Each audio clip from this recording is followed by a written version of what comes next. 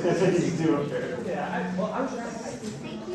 right, Brian's passing out papers. Good. Thank you so much. Thank you all for being here. Everyone in the room has done it before, so you know the drill, but I'll still remind you, our speaker is here to share a work in progress and very much get to dialogue with us in the second half of our time together. So please, when Andrew Nam is speaking, listen in a way that lends itself to what you want to hear more about, where you want to dig deeper with him, so we can all get into dialogue in the second part. After today's seminar, we'll go to, now you all know where it is, the 4th floor atrium, and I believe there's a taco bar. So thank you, EMG and Gera, our student staff. So without further ado, please help me welcome Andrew. Everyone's excited about the show.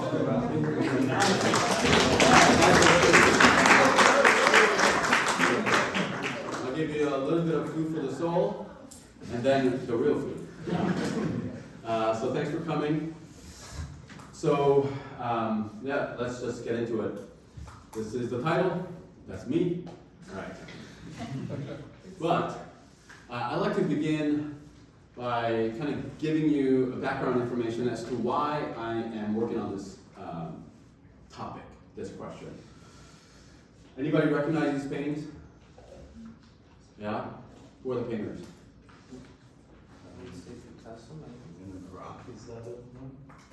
Okay, so very good. That was a trick question. Both are by Picasso, yeah, but different styles, different periods. Okay. Now, if you know anything about Picasso, Picasso had many different styles, right, throughout his long career. This is a good illustration of what I'm interested in terms of my understanding of Kierkegaard's authorship. So, I finished my dissertation in 2009, which surveyed his pseudonymous works, major pseudonymous works, and I was centrally interested in his philosophical project, right? His argument that faith, rather than philosophy or Hegelian dialectic, is the highest, okay? And I felt like after that project, I had a good understanding of his authorship, the early part of his authorship. But I really did not delve into his later part of his authorship, which is very different. Okay? So now, my dissertation was the only serious thing that I did on Kierkegaard. And after a few years after completion, I just kind of dropped out of the academic life to work on my salvation. Okay? But interestingly, my life just kind of took me back to the academic life. Okay, so I realized, wow, Kierkegaard's concept of repetition really is true. Okay, it's happening in my life, repetition, right? So if you understand what that concept means. So here I am, and I'm trying to look for some scholarly activity to do. So the question that I left when I finished my dissertation was, what about the second authorship? The later authorship, which looks very different from the earlier one. In form, that is his communicative style, right? He really mastered his indirect communication in the early writings, through pseudonymous writings. But then in the late writing, he rather speaks directly to his readership, which seems to be in conflict with his conviction that when it comes to moral and religious truth, indirect communication must be used, right? So that was a puzzle. And I think I solved that puzzle, and that was my presentation in the conference. But then there is another puzzle that arises as a result of the difference, the apparent discrepancy between the early writings and the late writings in terms of not just the form, but the content. The content of his concept of faith, which is of course central to his authorship, seems to change, okay? And so this subject matter today deals with the content aspect.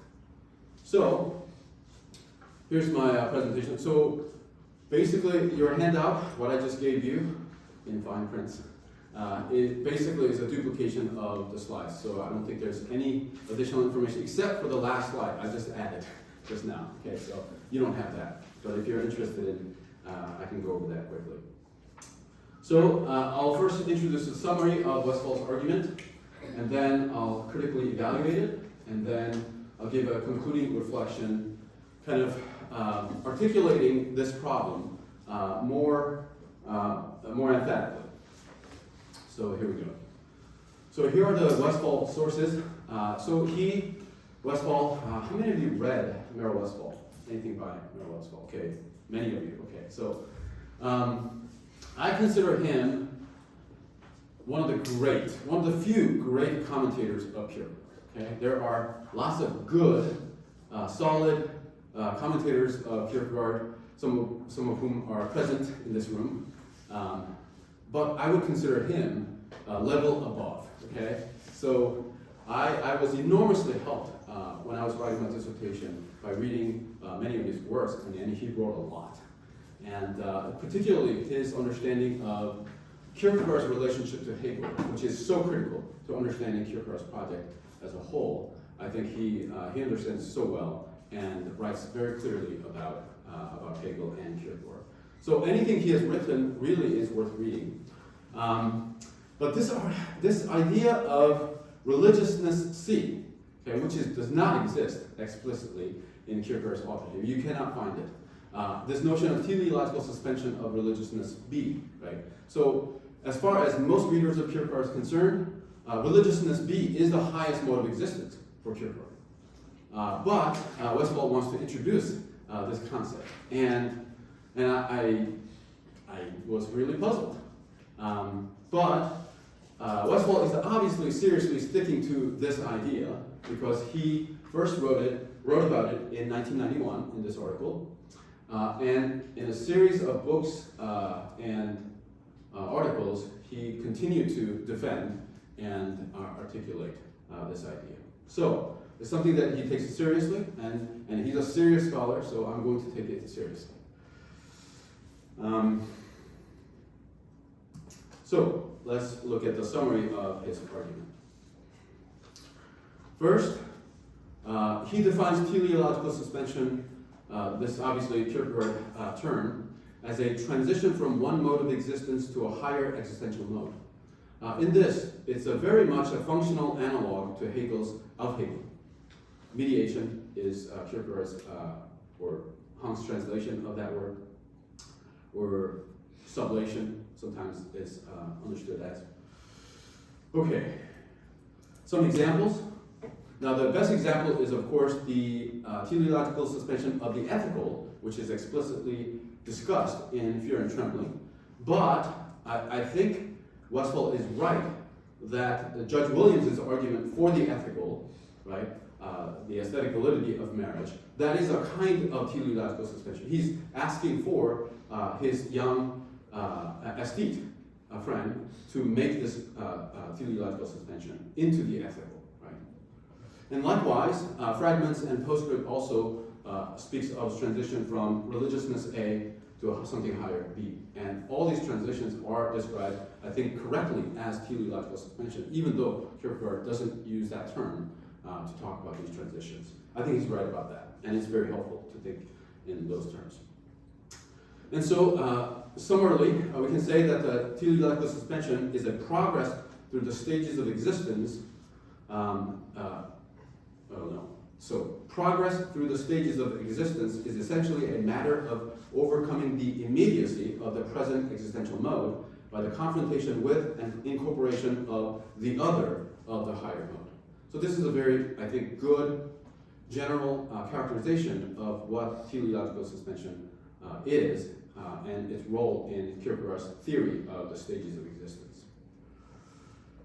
So what is immediacy? Immediacy is a mode of experience or form of life to the degree that it is immediate to the degree that it takes itself to be self-sufficient, complete, and absolute.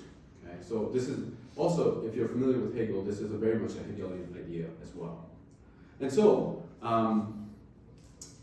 really, this progress in existential stages is nothing other than dying from immediacy.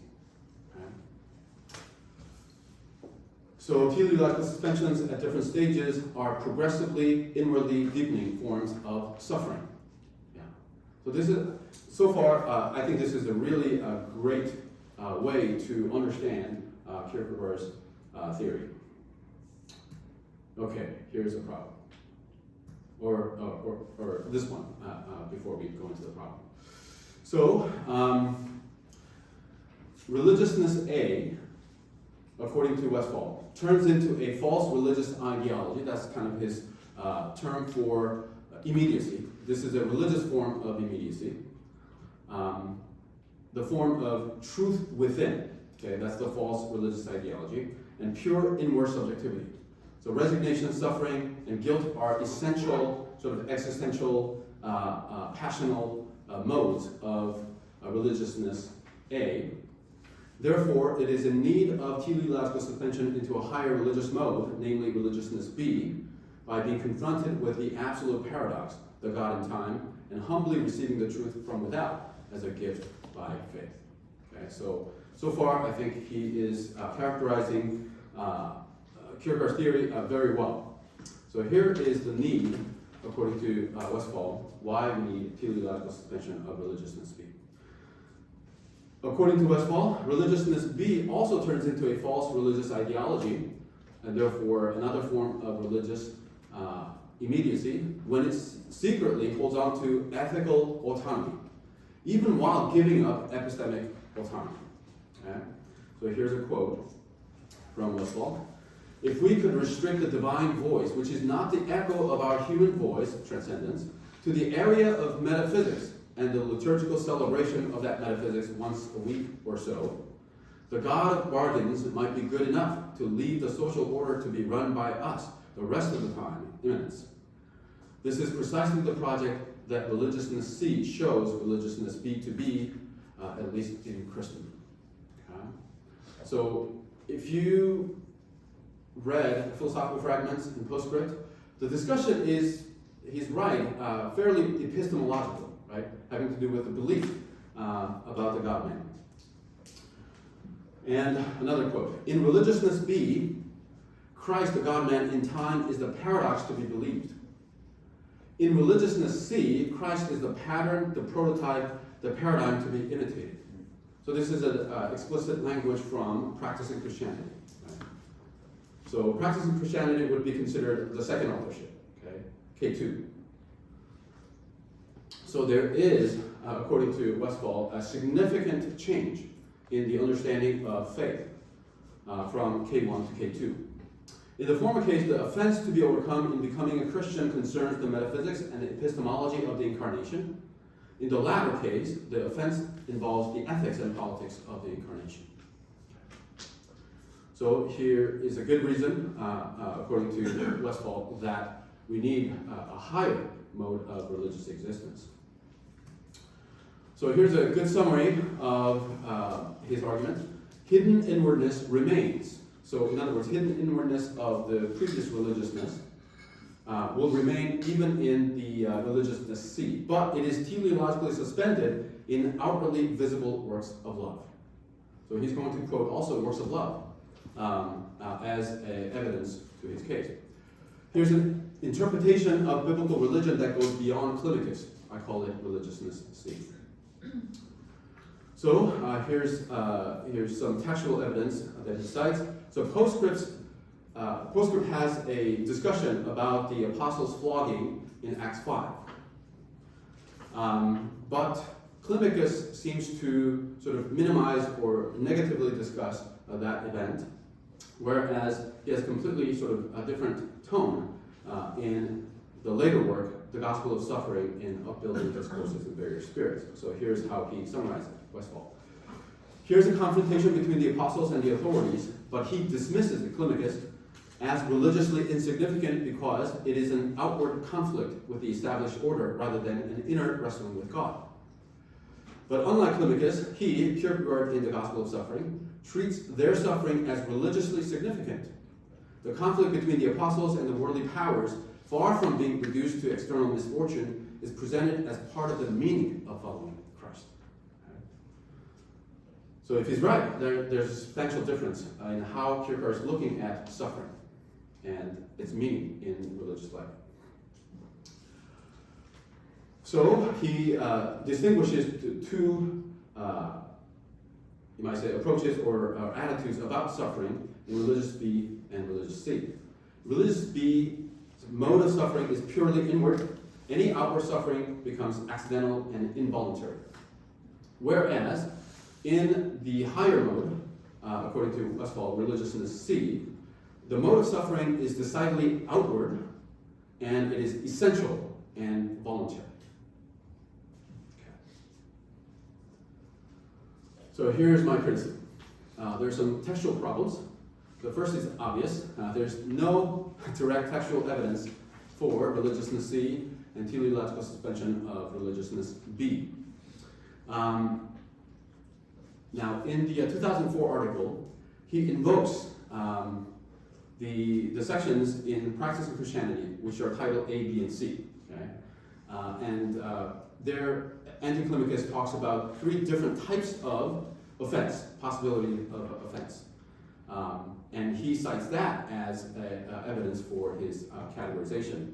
And I think it's rather irrelevant. Okay? So I just gave you the titles of the A, B, and C. And also, his reading of Postscript's take on the apostles' flogging is rather misleading. So here's a quote from Postscript. But being without this kind of misfortune does not mean that he is without suffering if he is indeed religious. Because suffering is the expression for the relationship with God, because the suffering pertains specifically to his being separated from the joy. But it also indicates the relationship, so that to be without suffering indicates that one is not religious. In other words, okay, that's a pretty complex passage. If you read in context, Climacus simply is talking about how suffering is an essential mode of religious life, religiousness. Okay? And regardless of whether you are suffering in the moment or not, let's say ill health, or some kind of persecution, some kind of, you got into an accident, that's a suffering, right? Got into a divorce, that's a suffering. Okay, those are not really religious sufferings, okay?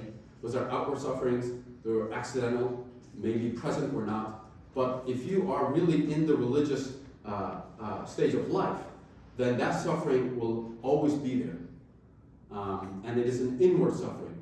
And why is there such suffering? It's because you have gained an eternal consciousness of eternal life, a little taste of that eternal life and that joy.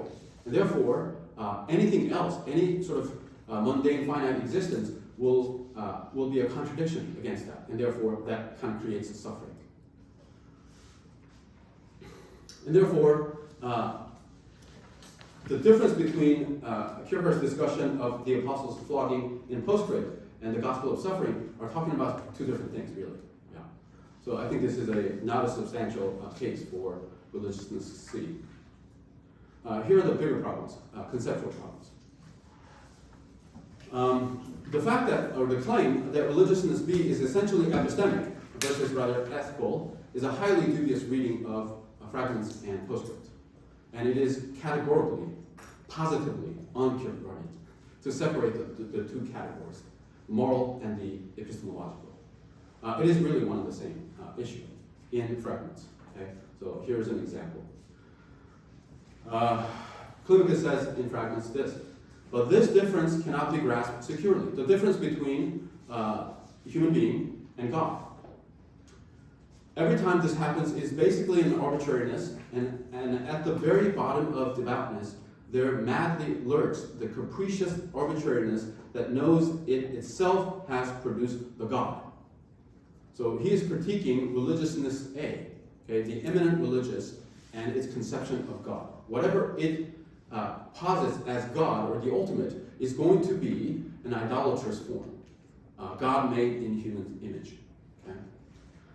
And therefore, we need B, right? The God in time. If the difference cannot be grasped securely because there is no distinguishing mark, then they are identical. Therefore, when Kierkegaard talks about offense, this is an offense, it's a moral offense against our conception of God, which we like. And we don't want the transcendent, the revealed concept of God, right? Because it's too demanding. Okay, that's Kierkegaard's point. And therefore, this is not just an epistemological problem, this is a moral problem. So here, I think Westphal is at fault. And then the whole idea of the understanding willing its own downfall, right? I mean, this is a moral category, really. Humbly submitting to the God-man, right? So, and then I think this is perhaps the most severe problem.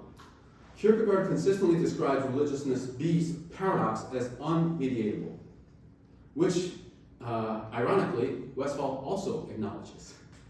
Okay? If so, then we don't need religiousness C. So then I'll quote Westphal here. Calling it a teleological suspension as Silencio does, or an Aufhebung, as I do, does not in the least relax the tension Abraham experiences, but is rather an illuminating name for the paradox that refuses to be mediated, and thereby is the source of anxiety and distress. I don't know why he hasn't caught that, because he has really, if I'm right, he has sort of contradicted himself, right, by positing religiousness to see. If you see some other way, please let me know. I just can't fathom that Westphal will make this kind of simple, self-contradictory error. Yeah.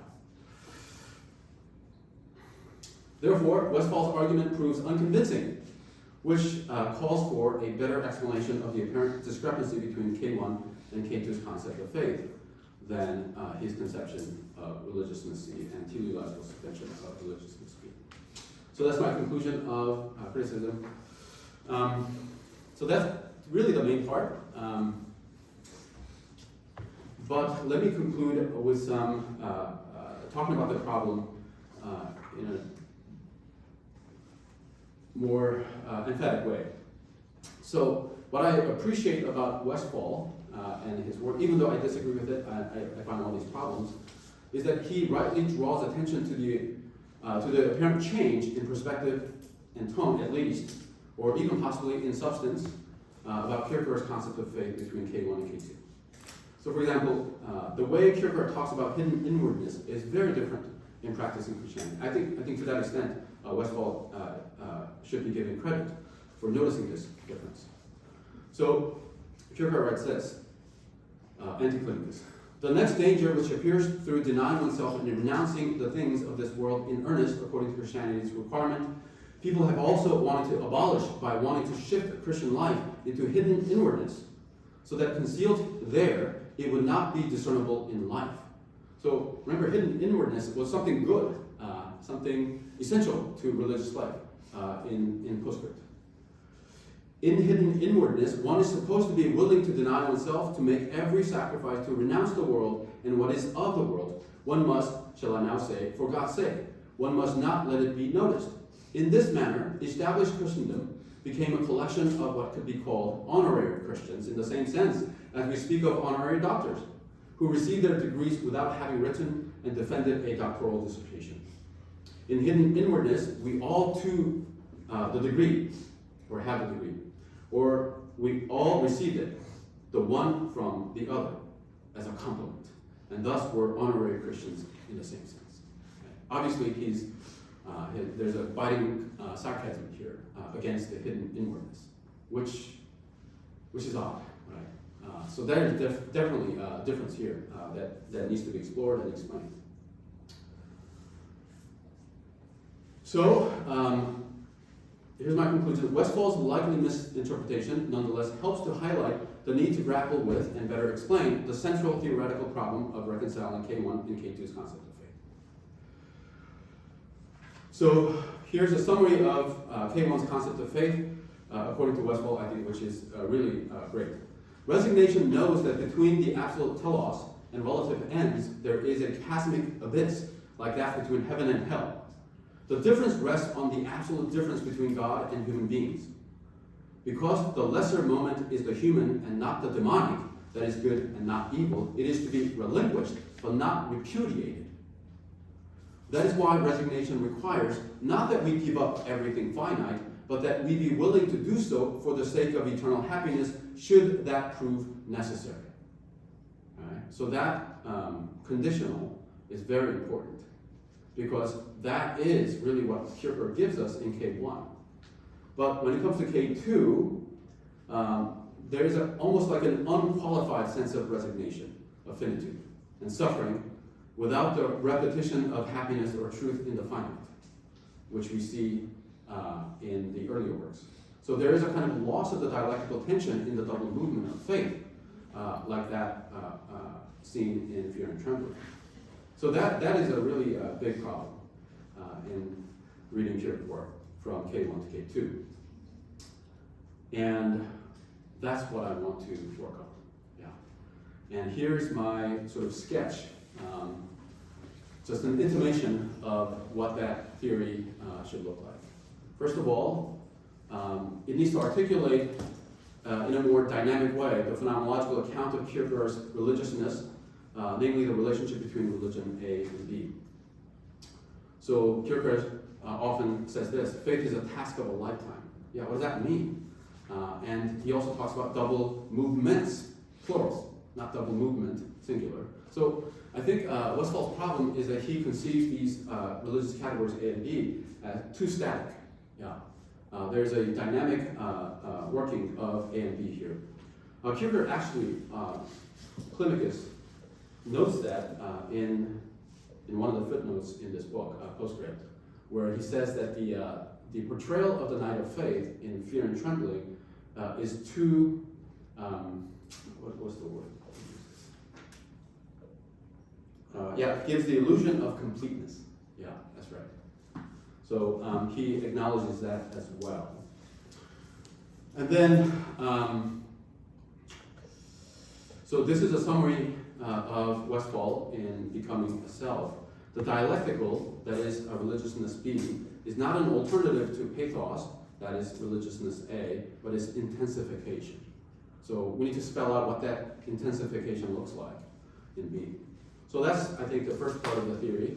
And the second part, I think, needs to better articulate the fundamental transformation of the self's relationship to finitude, time, and history, and therefore contemporary society, through faith and its paradoxical religiousness. So for religiousness A, Kierkegaard will tell us repeatedly that time and history and finitude are mere occasions to recollect the eternal truth. Right? So basically that's Plato's view, and Plato's view, really Platonic philosophy represents religiousness A quite closely. And therefore, the finitude and time really have no intrinsic significance. Therefore, it leads to pure inwardness, and pure immanence.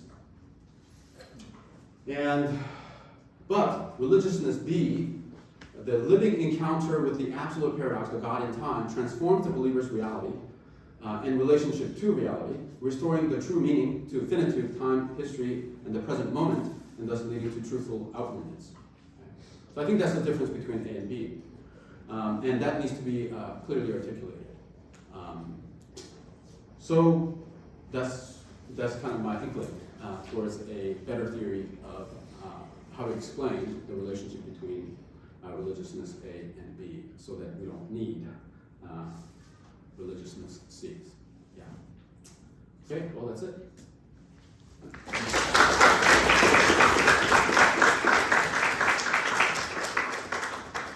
Okay, questions?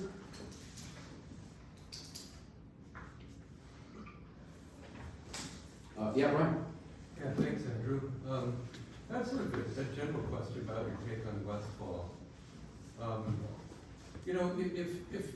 If we just take a step back from Westphal and sort of take a look at his project with religiousness C and so forth,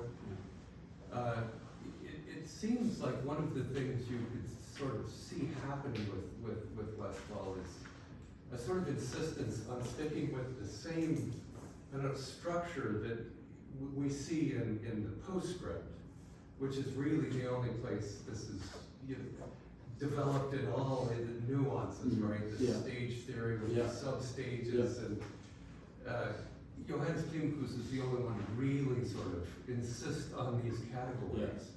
You said that your intuition, or maybe this is what I want you to comment on a little bit. You said your intuition is that Westphal's a little bit too static with regard to these categories that he sees sort of as absolutely rigid in the postscript. I guess, my intuition, and what I'm wondering if is similar to your intuition, is that part of the problem is just Westphal sticking too close to a rigid system and not allowing the faith that shows up in part 2 to just be something a little bit different.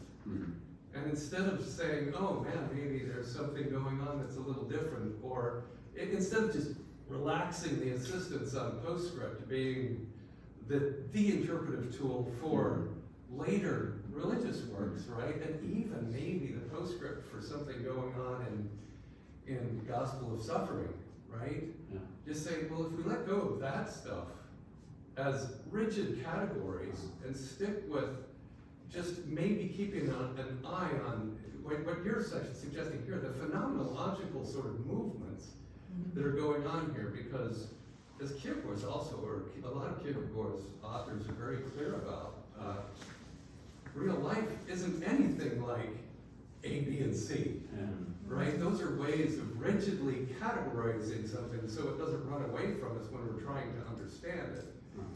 But real life is always, there are movements of all kinds back and forth and to and fro, and it's just a lot messier. Phenomenologically, for any living human being, which is part of Kierkegaard's, maybe even attention in Kierkegaard, he's trying to get away from that, right? To be loyal to the human person as the starting point, rather than a system. But it seems to me that, just maybe in summary, that maybe Westphal is really insistent on sticking with those stages from the postscript, and making sure that he finds something that sounds similar, an extension, yet another category, so that we can continue this smooth Hegelian story that doesn't look the same when you're actually talking about a living, breathing human being who suffers in a lot of different ways. Anyway, just maybe your intuition's there more than anything about the big project. Yeah, no, I appreciate that question. That's a good question. I'll say this. I'm sympathetic to Westphal's theoretical orientation. I think it's a mark of a good philosopher to try to figure out and solve these kinds of problems. Really interesting problems. I think they are really interesting problems. And Kierkegaard gave us these problems. And so, and also, I do think that postscript is very important in our understanding of the so-called theory of stages, right? And Kierkegaard, the only place it's found. Theory. But anyway, either or, right? That's the first articulation, and then of course stages on life's way. He titled it, and of course Climacus comments on that, right? In postscript. So, and also knowing that Kierkegaard really thought to himself that postscript was his last writing, right, as an author, and that he was going to retire into a countryside parish. And I think he really wanted to give us some interpretive tool about his works. So I think postscript needs to be taken seriously, and it is enormously challenging, but also enormously intellectually stimulating. I was sharing with somebody earlier in our postscript reading that I don't think there's a single human being alive today on the planet Earth that understands every page of postscript.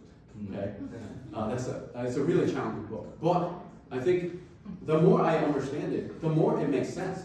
Sometimes I feel like Kierkegaard just pulling my leg, But there is some really, really wonderful insights into human existence. And so I want to, all these things like stages and the continuum of stages, irony and humor, and these are just so insightful, I think, that I do want to fit, the late authorship and its seemingly different descriptions of faith into it to see if it would still fit into this system that he gave us. Yeah. But I mean, you're right. There is a sense in which, like, when we do this kind of systematic, philosophical, theoretical work, then we're doing exactly the kind of thing that Kierkegaard does not want us to do. You know. But as long as you remember that, okay, I'm a human being. I need to live in this, right? And that's why Kierkegaard is also not just intellectually stimulating and challenging, but also personally, spiritually, really challenging. I think he really sought to live what he understood, right? That's the whole thing. And therefore, to do that, and especially late writings, these are so tough, like on your soul, you know. Yeah. Thank you. That was really interesting, and I mean, I don't know much about secondary literature, so this is like a good road mapping for me. I guess my question is, I kind of read Kierkegaard randomly, and then I didn't know when the books were dated. And now later I'm like, oh, okay, that book was late Kierkegaard, that book was early Kierkegaard, but I don't see this difference. So I guess I'm just interested, like, who in the first place articulated that there was this apparently irreconcilable or apparent problem, let's say, between Kierkegaard 1 and Kierkegaard 2. That's my first question. Where did you encounter that, or is there like a period of history? I mean, it is kind of generally known fact among serious readers of Kierkegaard that there is discrepancy that exists, and especially it's apparent in the modes of communication, right? As I said earlier, and that's the problem. The first problem that I tried to solve in my conference paper. I think I succeeded at that, but I don't know. But is that he used indirect method in the early writings, but then he switches to direct method almost completely in the second, right? And so that needs to be explained. And then also, and there's also the problem of these kinds of content problems, right? That faith, the concept of faith that is given in the early writings looks a little different in a pretty serious way. So that needs also to be explained. How in such a serious way? Because in point 2, I mean, or maybe it's not on this slide. There's one point where you pointed out, I think it's like in here. You try to accentuate the problem. Where you're kind of showing, I think it was in Fear and Trembling, that like actually the finite will be given back to you. That's right. So, like, I guess I'm confused. It seems like there you're saying like actually it is kind of similar to this then, demanding like faith might be just necessary and sufficient condition for like the outward expression of love and self-sacrifice, and believing that this is a God that is self-demanding or demanding on the self. I guess it just So I think you're right that the outward expression of faith, right? Faith working through love, like that doesn't seem all that contradictory. Okay, I think I agree with that. Definitely. So for Westphal to cite works of love as somehow inconsistent with the earlier writings, that doesn't seem right. But there is though a really strong sense when you read the later writings that especially the attack on Christendom, the sort of the so-called attack literature, that Kierkegaard wants Christians to suffer, okay, and there's no talk about happiness in the finite. So that is a pretty big problem. Is works of love in the later? Yeah, it is later. I can't remember exactly. I think it was 1847. Yeah, 47. Yeah. So where is the pivot, right? So it seems like so postscript that marks kind of the first authorship, and then what is written after that is generally regarded as a second authorship. Some people divide actually into 3 because there was a kind of a pause in the late period as well. I just had kind of a clarifying question about, so this slide is separating or distinguishing K1 and K2's concepts of faith with kind of definitions that seem to appear in Kierkegaard's works. And this is Fear and Trembling. That's 1843. That's not a late work. What I'm saying is that in the late work, that dialectical tension is lost. Yeah. So in other words, the fear and trembling's conception of faith is described here. Okay, I understand. Right? Yeah. So yeah, should that prove necessary? If God wanted me to give up Regina, right, then I should, right? Yeah. But then it doesn't apply to my next door neighbor, Fritz. Okay, he can marry Regina. Okay, and God is not calling him to give up Regina, right, and live celibate life. Okay, but then here it seems like he wants all of us to be celibate. Okay, the conditional gets dropped. Okay, yeah, and that's the extreme kind of way in which he really does talk. Yeah, Miloš. Yeah, I have a question for you, maybe more ontological, ontological, like in Heidegger sense. Because I kind of don't understand, does Westphal look at this religiousness A and B in more dynamic or static way?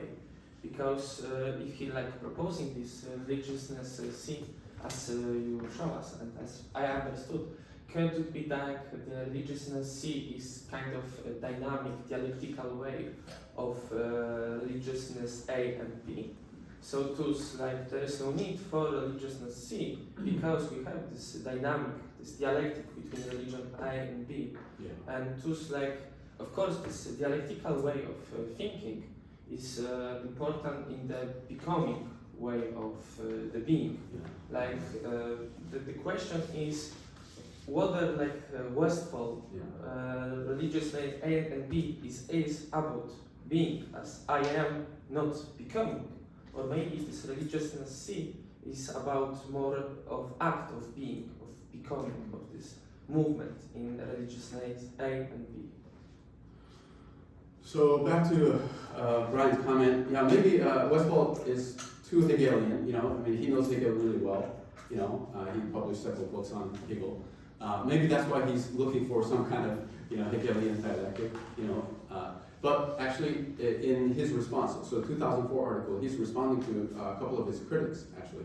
And one of his critics actually does make that charge, right? Saying that Westphal is Hegelianizing Kierkegaard, right? Too much. Okay? And his reply is that,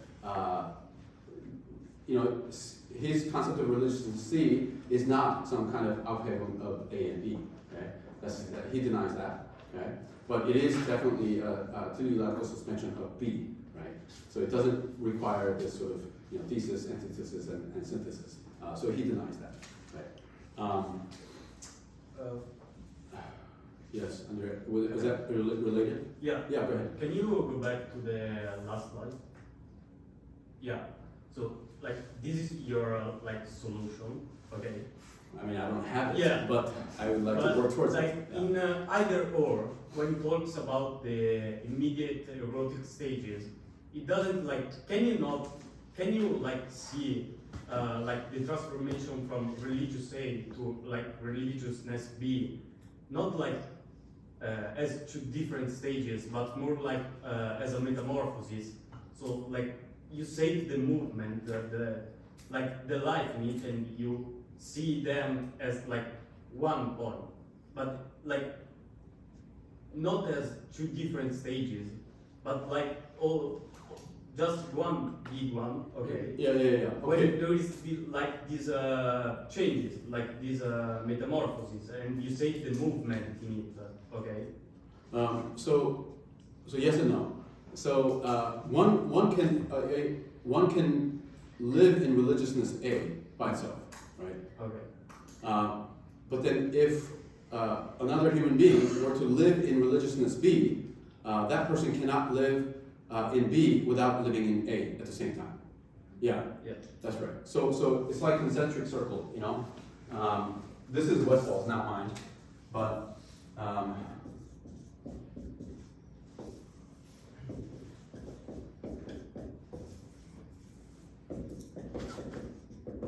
so this is the way that we should understand the relationship between all these categories, right? So you can be in A without being in B, but you cannot be in B without being in A or in the ethical. Yeah, I think this is helpful.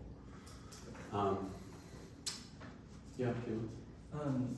I was interested in kind of what Westphal was his intention of bringing the C into here. Yeah. It seems like the crux of the argument is that he's trying to include the incarnation of Christ into this system. And because you... Well, that's already included in B. Right. I was just curious what you would say to Westphal's point, if you were just to speak of like Jesus, for example, how would Jesus fit into B, just in your understanding of it?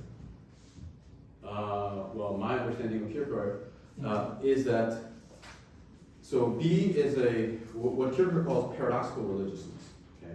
And A is immanent religiousness, okay? So the difference is that in A, your conception of the eternal or God is within, okay? So again, Plato, think of Plato's recollection, doctrine of recollection, right? Truth is within. It's just that you've forgotten because you are living in this thing called the body, right?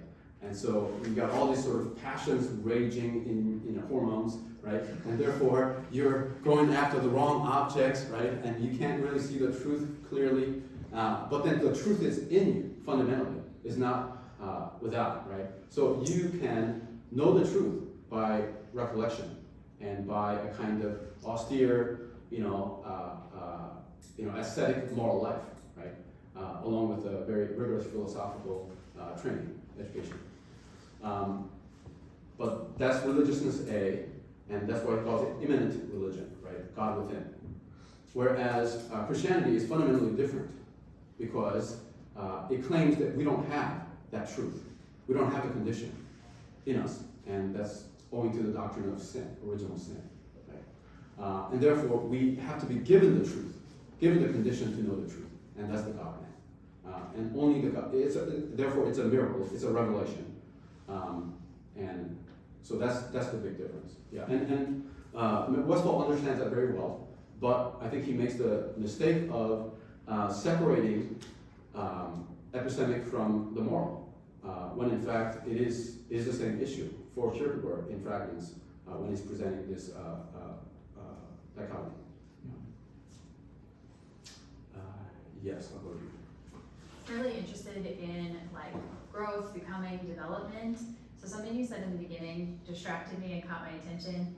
You talked about moving through the stages is dying to immediacy. That's how we go through this process. And you said this is always suffering, and that really caught me. Can you tell me why you think it's always suffering, this growth, this movement? Yeah, suffering, you might say, not psychologically defined, but logically defined, is just loss of something of value to you, right? So when Judge William says, hey, come on and get married, right? Commit to something, right? Then he has to give up something, namely his sort of aesthetic life, right? His enjoyment pursuing life. So he has to give that up, and therefore it is a loss, and therefore it is a suffering. But it's a suffering, a loss of immediacy, right? But then, of course, the argument is that you will gain it back in a more beautiful way, more noble way in the marriage, right? Yeah. So in that sense, every transition into a higher mode of existence takes that sort of loss, suffering of immediacy, right? And then for Kierkegaard, silencio, right, the ethical also becomes immediate. It's not the highest existence, right? And therefore he has to be teleologically suspended into the religious. Yeah. I wanted you to just hear more about filling out that there's no distinction between the epistemic and the ethical in Kierkegaard. Because I think, to me, when I hear about religiousness, I take your argument. It seems like a good reading. But also, I kind of understand why Westphal would want to do something like this, because it seems like in the first half of the authorship there is sort of a subjective kind of inward disposition that can be a problem, and maybe you could just fill out why, because if you've got the stuff with Abraham and his silence and the secrecy and the lack of wanting to speak towards the universal kind of ethical law. Maybe it's kind of pragmatic to have this vision of the sea where Abraham can maybe just bracket that for a moment and go, help someone or whatever, And so I guess I would want to hear more about why you think those things are super bound up, because I guess I don't see it very obviously. If I understand your question correctly, what motivates Westphal really to posit religiousness C, apart from the arguments that he gave, which I criticized? I think there could be two things that could be said. So I think somehow he's in the grips of thought that religiousness B is bound to lead to Christendom, where faith becomes a doctrine, right? Something objective that is bound to happen.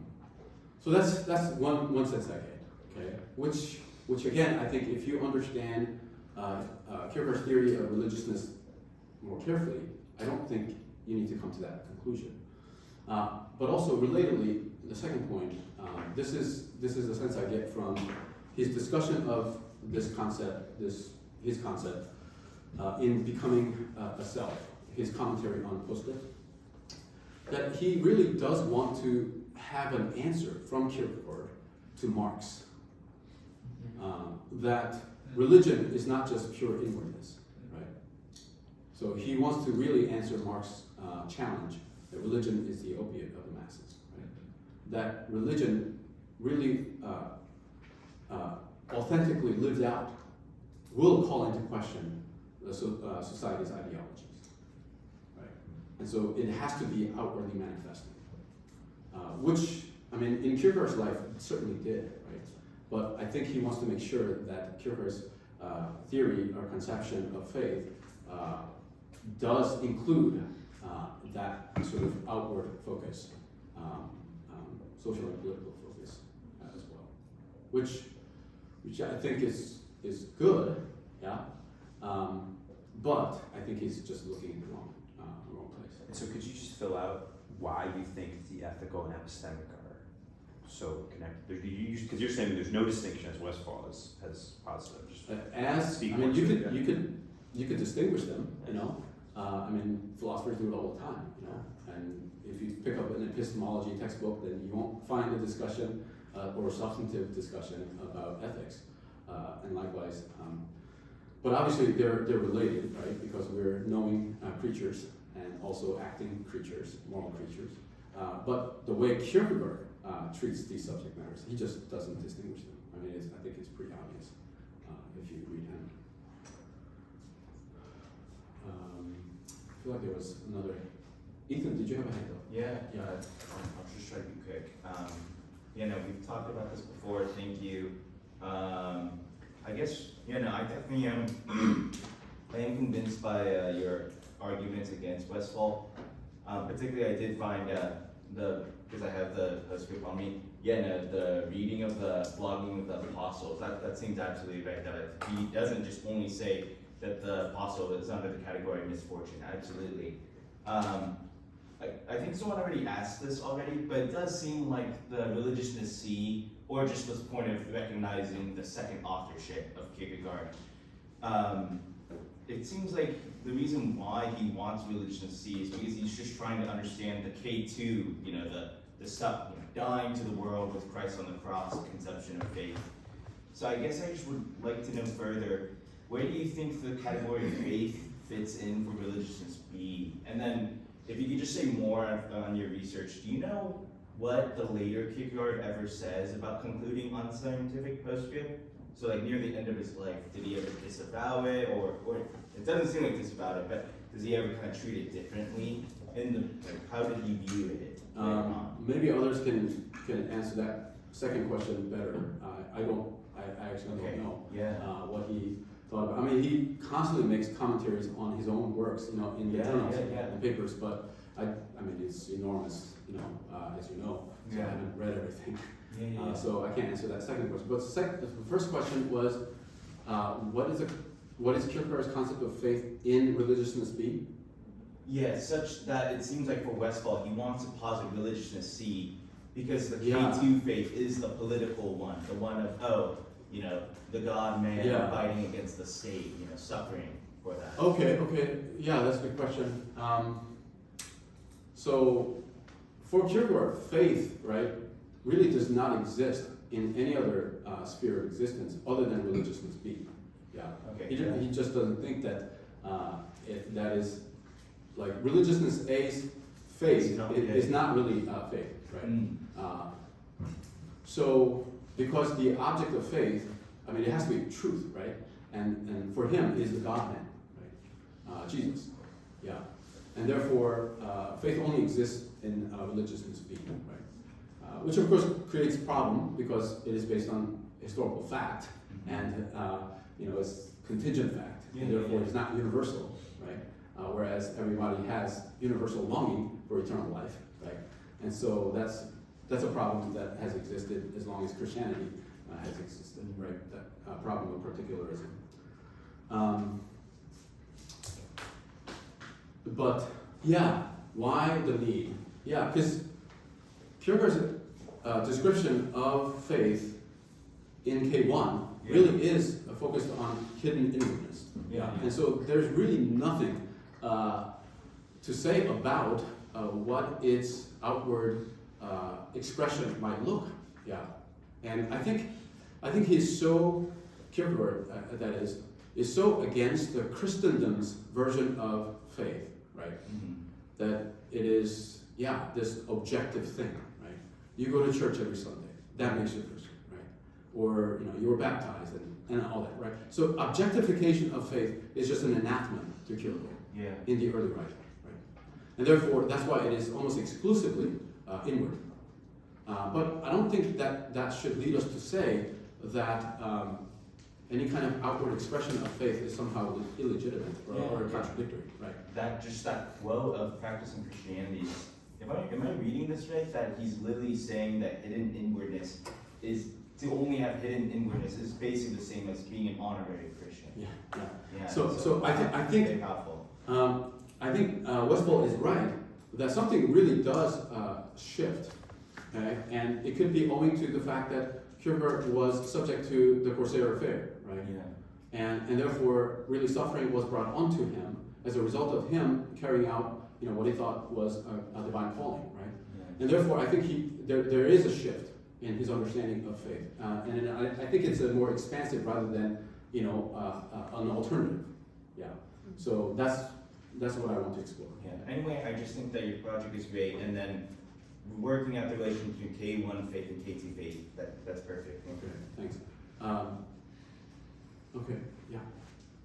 Jonathan, I was pointing at you for Andrew because you had your hand. Yeah, you did. You haven't asked a question yet, Caleb. Yeah, go ahead. Oh, well, I guess what I'm hearing what Ethan just said is it might be phrased in the terms of, and it's the same with the, kind of what's the connection between epistemological and the ethical? What's the connection between faith and love? And, just kind of phrasing it in that terms. Yeah. And I guess I'm wondering that we could maybe, really, there wouldn't have to be a religiousness and I don't know what exactly the connection is between faith and love for Kierkegaard, but he's talking a lot about how love believes this, love believes that, love believes all things. Yeah. So I guess for Kierkegaard, if the ethical and the epistemological aren't separated, maybe we could really look for it. And I'd be curious to hear what you have to say in terms of faith and love. Yeah, I mean that's a really big topic. But maybe I'll say this. In a way, like the whole theory of stages of existence is a kind of a journey of love, really, right? Journey of maturing love. Yeah. Going from sort of selfish, aesthetic, kind of egotistical love to where you're encountered by the other, your spouse, right? And then you are self-giving to the other, right? For the sake of the other, right? But then it runs into the limit because the ethicist thinks that if you just try hard, then you will be able to fulfill that duty to the other. But then comes to realize, like the night of infinite resignation, right? It doesn't work, right? You don't have there's a contradiction that you face, and therefore you need to embrace the eternal, right? And so on and so forth. So, and in Fragments, he talks a lot about love, actually. So that's why it's so hard to think that religiousness B is just epistemic. Faith has a lot to do with relinquishing your self-love and your own love of your love of your own idea of God, right, and the ultimate, in the confrontation with the cosmic, yeah, and therefore you need to relinquish your self-love, right, yeah, and to receive the unimaginable love of this God who became a human being, right, yeah, to love you.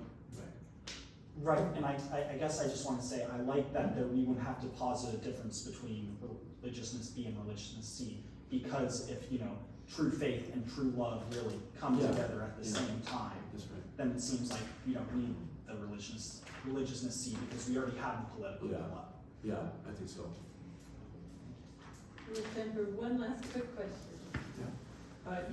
Thank you, I enjoyed it. I was just curious what you saw the connection between the K2 publishing and kind of his need to give a grounding for why somebody like Adler, who he's dealing with, is incorrect. And it seems to me at least that K2 in some extent is a response to a problem that the first movement sets up of an inability to externally verify. And I guess, is there a need to read both of these as coherent pieces together and not Kierkegaard kind of trying to fix problem of lack of verification in this first authorship, if that makes sense? I'm not sure I clearly understand your question. So Adler presents what problem for Kierkegaard? Yeah, he claims to have revelation. That's right. He claims to be whatever, but he's also clearly kind of in contradiction with what Kierkegaard is trying to argue. And so it seems to me at least that a lot of the second authorship... In what way? Well, Adler claims directly to be very similar to Kierkegaard, and Kierkegaard feels so much strongly that he writes against him in the book on Adler. No, that's... Kierkegaard does have a category of somebody receiving revelation from God, directly from God. Yeah, he doesn't dispute that. Yeah. And he never claims that he has received any kind of revelation from God. Right? He's a poet without authority. Right? He's not a prophet. He's not an apostle. Right? He may be a witness to the truth. Mm-hmm. Okay, that's maybe what he's becoming towards the end of his life. But he thinks that Adler, he may have seen something or received something, right? But then he's so confused, thoroughly confused by the Hegelian intellectual culture of his time that his behavior betrays that he really did not. He's really not a prophet. Which is, and so the question is kind of relating is, it seems to me then that like practice of Christianity then is trying to give that verification, if it makes sense. That way of knowing whether or not the truth that you're understanding is the correct one because you're willing to suffer for that doctrine, whereas somebody like Adler wouldn't as much be in Kierkegaard's mind. And so that it would be better to categorize K2 as a verification for the necessary or the internal. I think Kierkegaard has always held that, but yeah, the Adler event might have exacerbated, him needing to articulate that more clearly. Thank you so much.